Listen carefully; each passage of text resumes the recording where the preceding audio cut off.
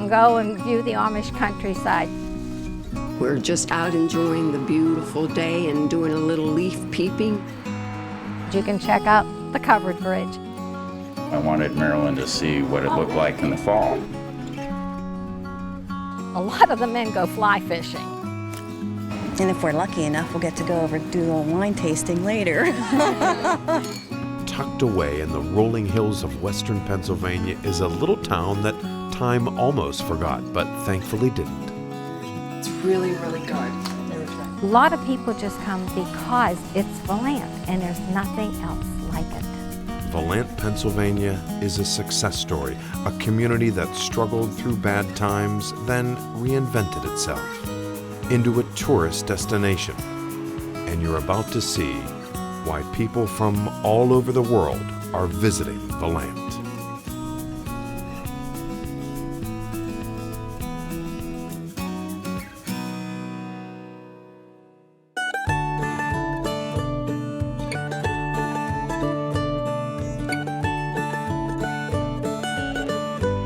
Blink and you'll miss it.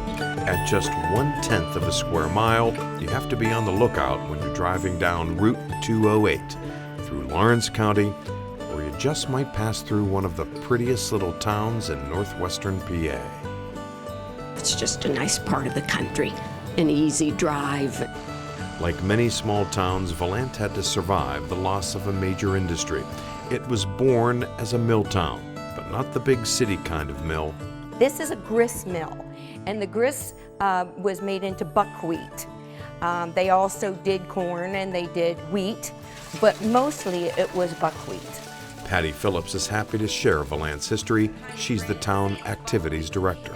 I do tours of the mill, taking you from the very first time that the flour or the grain comes to when it leaves the mill.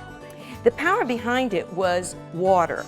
It was brought in from the dam. It came down the stream. It would go through where the turbines are. It would go out underneath, which would turn the wheel. When the wheel turned, it would turn the turbines, which turned another gear, which did the whole entire mill. The mill went up in 1812 and operated for the next 160 years, serving as the center of town. Farmers from miles around gathered here while their grain was being refined. They would go into this little room and sit around in their chairs drinking their whatever and smoking their whatever and just have a good old-fashioned gossip session. The town was built on land bought from Native Americans and was first called Lockville after the mill owner J.P. Locke. It was renamed Volant in the 1870s. Supposedly, there were some hunters here, and the hunters were from Italy, because they spoke, they spoke Latin, and as he pulled up, he would say Volant, which means flying away. So that's where Volant got its name, just kind of flying away. The town grew in part because of the railroads. The Franklin and Newcastle Railroad was completed in the 1870s. 6 passenger trains and 2 freight trains passed through Volant every day. The railroad company was also really, really good in helping the town to develop. It went from Newcastle, Volant, to Franklin, and back and forth. Town elders built a college for men and women. The largest class in 1892 numbered 140 students. A fire closed the college in the early 1900s, but a brickyard, stone quarry, and the mill kept the town humming for the next 60 years. There were 2 covered bridges in Volant up until the early 30s. Betty Steve knows a lot about Volant. I have been here for approximately 70 years. My husband was born and raised here. We just live up the street, and somehow or another we have become the historians in town. Her business is all about history too. Betty is part owner of a vintage clothing store, and she remembers how merchants thrived in Volant's heyday. Hunters came up here. Nearly all these homes here in town at one time or another have had a room or rooms that they rented out. And then the oil actually came in to a lot of the commerce here. At one point, I think they had 3 grocery stores, a meat market, a bank, post office. Times were good until the 1960s and 70s. The railroad left and the mill closed. People were going to more modernized type of machinery. The economy just took it down to nothing. And then it was sold off. So we were afraid, really, that someone would set it afire sometime. The mill sat empty for over 20 years. Then, in 1984, local businessman Bill Keenery bought the mill and made it the focus of Volant once again. He revitalized and restored the mill and turned it into a country mercantile shop. Karen Rockenstein is on the board of the Volant Community Development Corporation, an organization working to keep Volant on the map. The VCDC bought the mill in 2006, and it's not only a tourist attraction, but the first stop on your shopping trip through Volant.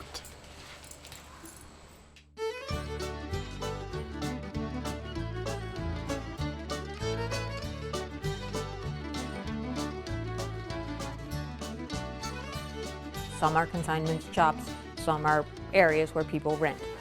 My shop is located not only on the first floor, but on the second floor. There's a room with all the Native American elements in there. Downstairs I have more of the nature elements. Karen is among the 6 merchants with a store inside the old mill.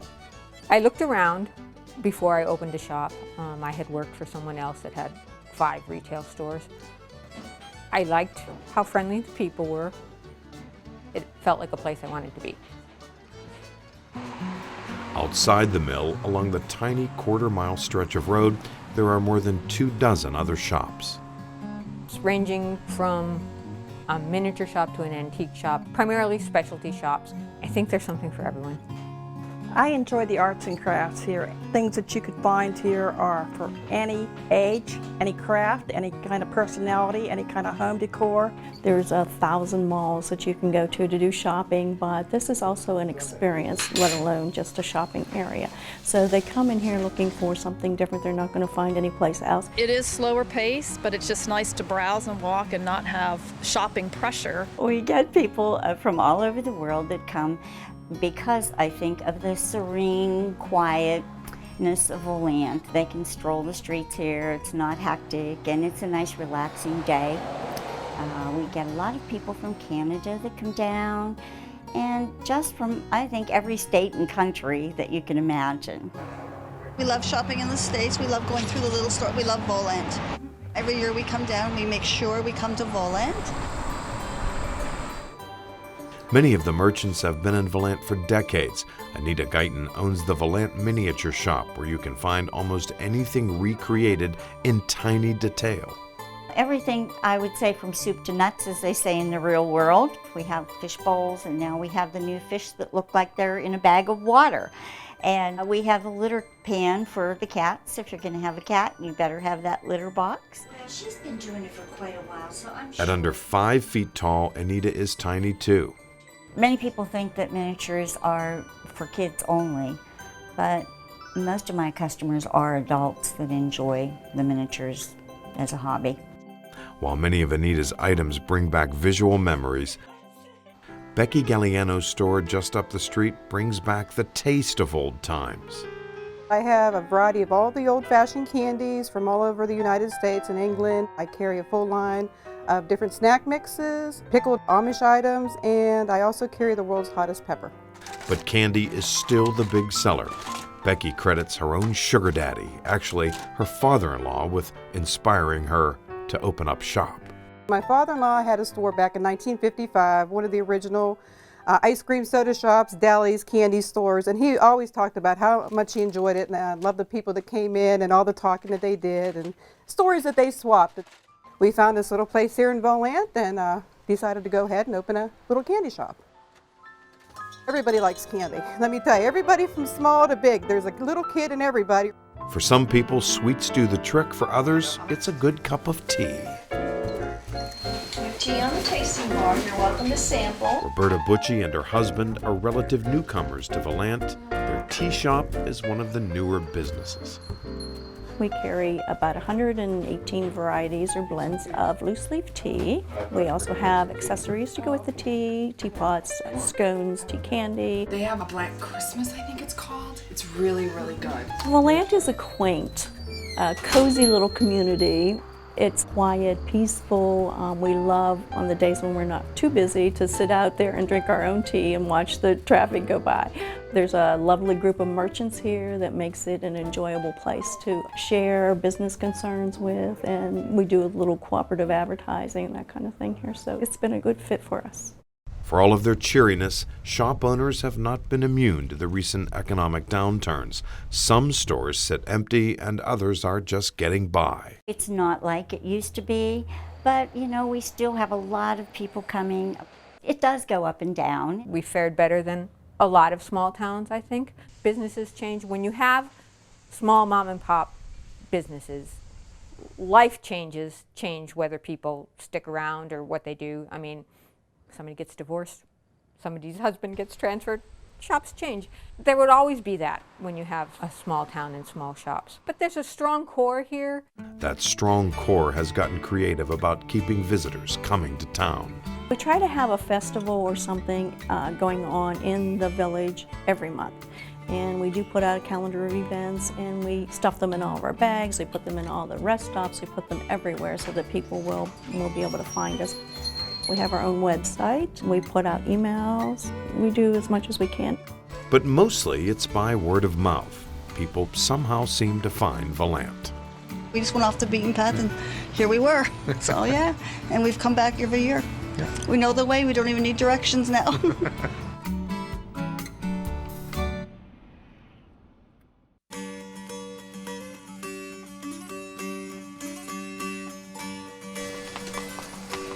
But you may need directions to find one of Volant's biggest attractions. This is the Amish countryside of Lawrence County. My job is to promote all the beautiful things here in Lawrence County. It's not a tough sell with all the beautiful natural scenery, the rolling hills and charming towns, but the nearly 2,000 Amish people near Volant are definitely a major draw. One of the largest communities in western Pennsylvania, if not the state of Pennsylvania, outside of Lancaster. You're going to see Amish coming in and out of town all the time, and people love to see that way of life. The Amish way of life dates back to the late 1600s. That's when a group of Christians broke away from mainstream Protestants. During the next 2 centuries, they would leave the Swiss-German region of Europe, seeking religious freedom in North America. The Amish came here probably in about 1847. They came over and settled in different parts of Pennsylvania and immigrated out to the farmlands, and that's why we have them here in Lawrence County. And the Lawrence County tourists are fascinated by glimpses of such a simple lifestyle. The Amish do not have electricity in their homes. The children, there are about 4 or 5 district schools in this area, and the children do go to school up until 8th grade. Their teachers are Amish teachers, and they're at one-room schoolhouse similar to what we had years ago. The Amish follow a blueprint for behavior known as the Ordnung, which dictates everything from dress and hairstyle to farming techniques. It is the old order Amish who live in Lawrence County with more conservative beliefs and traditional practices. They are a very religious group of people. They do not allow you to focus on their faces. They don't want to display pride over one another. Amish women primarily wear blue dresses. They don't use buttons. They primarily fasten their dresses with straight pins. The Amish men wear hats all the time. And if you see an Amish man and he has a beard, you know he's married. Something else you might notice are the colors of their buggies. And around the New Wilmington, Volant area, it's brown buggy Amish. And that is unique to this area because if you go to Lancaster or anywhere else, you're going to see either black buggies or gray buggies. The Amish people are primarily farmers. They grow a lot of produce on their farms, And especially in the fall, you're going to see them out at farmers markets. As far away as Pittsburgh, they do baking. They do a lot of things like handcrafting, and their craftsmanship is just beyond belief. The Amish get along very well with the people in this community. They call us English. We're all English because we're not Amish. Tourists come to the area hoping to see a buggy passing through, and they're often rewarded. To offer a closer glimpse into the life of the Amish, Volant holds an Amish wedding feast once a month at the Volant Meeting House. No Amish take part, but the so-called English explain the customs as best they can. It's an interactive dinner, and there's a host that leads you through the customs associated with dating and weddings. And even the wedding dinner is simple. Everyone has the same menu at their wedding receptions. They discourage competition, so they all serve the same, and it's a very simple dinner, but a very good, wholesome chicken, stuffing, mashed potatoes, gravy, vegetables, appetizers, pies and cakes for dessert.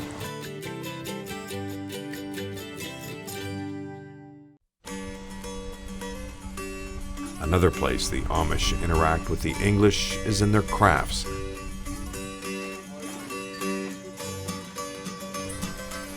The tourism office publishes a map that shows visitors where to find them. Along the route is Tina's Quilt Shop.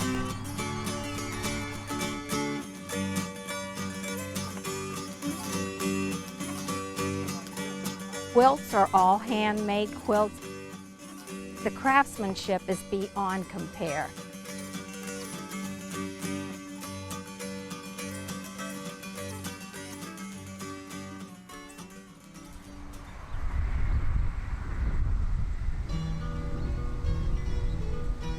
If you don't happen upon the Amish in Volant, you can just meander down the back roads and find a little Amish roadside stand filled with the freshest produce and best-looking baked goods you'll ever see. They're very industrious, hard-working people.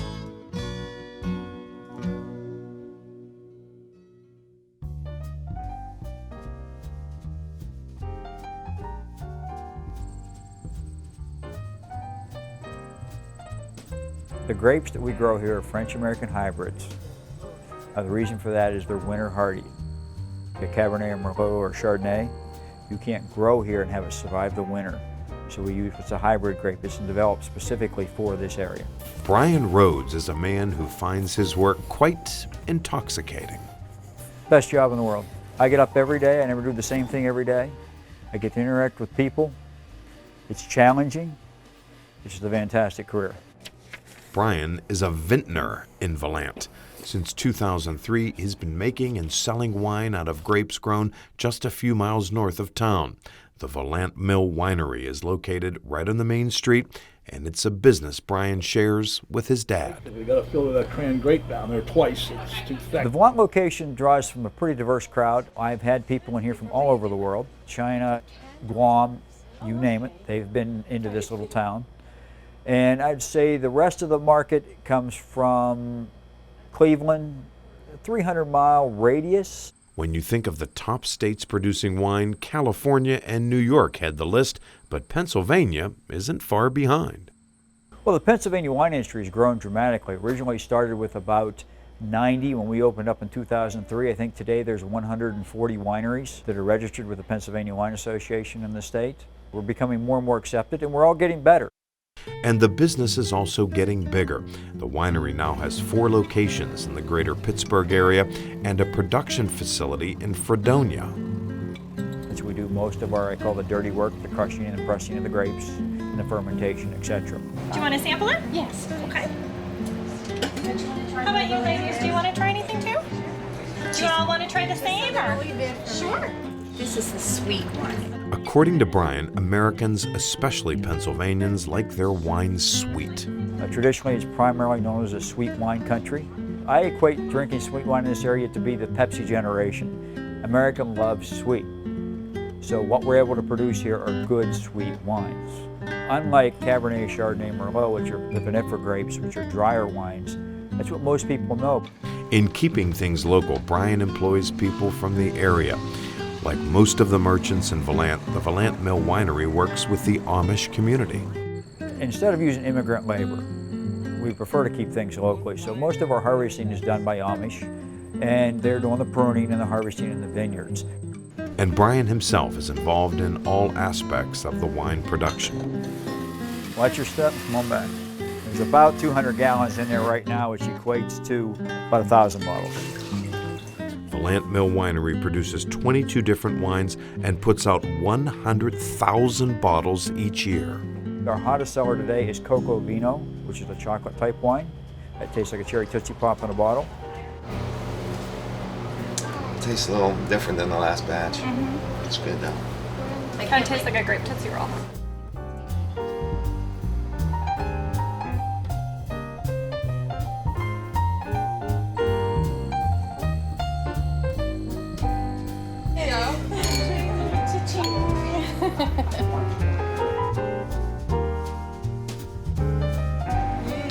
You like that one? You don't like that? I love it. It's very good. You like that one? It's very good.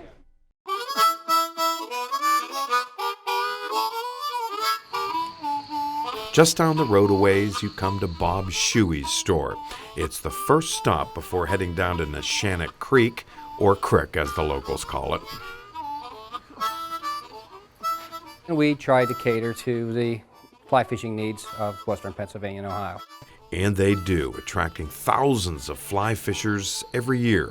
Folks stop in at the Neshannock Fly Shop to pick up the latest lures, rods, and reels, maybe even a map of the creek before putting on their gear and wading in. I lost the end. Did you lose it or break it? It broke off. Bob teaches them all how to fly fish, and he's got a bit of experience. For many years, Bob worked as a wildlife officer for the National Park Service. And then when I decided it was time to give that up, I was always in the fly fishing community. I was guiding and so forth, and got back to Western PA. I didn't think I would be back to this area. I like it here. The fly fishermen are lured to Volant because it's among the most popular fishing holes in western Pennsylvania. The Neshannock is 30 miles long and it's a freestone stream, which means the water comes from rain and runoff, not discharge from a dam or reservoir. I mean, we've got everything from carp to trout. They are stocked by Trout Unlimited, my store, Pennsylvania Fish Commission, so we try to keep a healthy population of trout in the stream. The stretch of stream directly behind Bob's store is specially regulated, catch and release, and always full of fish unless Mother Nature steps in. We had high water all spring, and then the drought hit us in June. It's a busy creek. Obviously avoid weekends if you can. We have 2.7 miles, so you can sneak away. So what is fly fishing, and can anyone do it? Just a different approach of fishing. It's all artificial. So we're imitating the insects, the bait fish, egg patterns, everything. It's not as difficult as people think it is. People of all ages come to the Neshannock to fly fish, but you might be surprised to meet one of the best on the creek today. My name is Mario. I'm from Youngstown, Ohio. I'm 15 years old. He's taken classes, but he's had the interest long before he started being a fly fisher. I mean, he's a fishing wolf. I've been fishing my whole life. I started fly fishing around 3 years ago, and I really have a love and passion for it. So I love to do this. And every chance I get to come out here. Mario and his dad, Martin, are regulars on the Neshannock. In the summer, a lot of times it gets way too warm, and it might freeze over in the winter, so you have to be diehard to be out there in the extreme conditions. But the spring, like around April and October, is the best 2 months probably. It's good fishing down here, fun time. As you can see, it's beautiful. Well, today I got to get out a little bit before everything got started, and I hooked a few, landed one or two, so hopefully we'll get into a couple. The student has become the teacher. It is so relaxing. It's almost like you hypnotize yourself when you're fly fishing. You're just focusing on so many little details that, you forget work. You don't worry about work while you're out there fishing. And for anglers like Mario and his dad, the fishing provides much more. We love it out here. I mean, we get to learn a lot about each other, and it's a good time.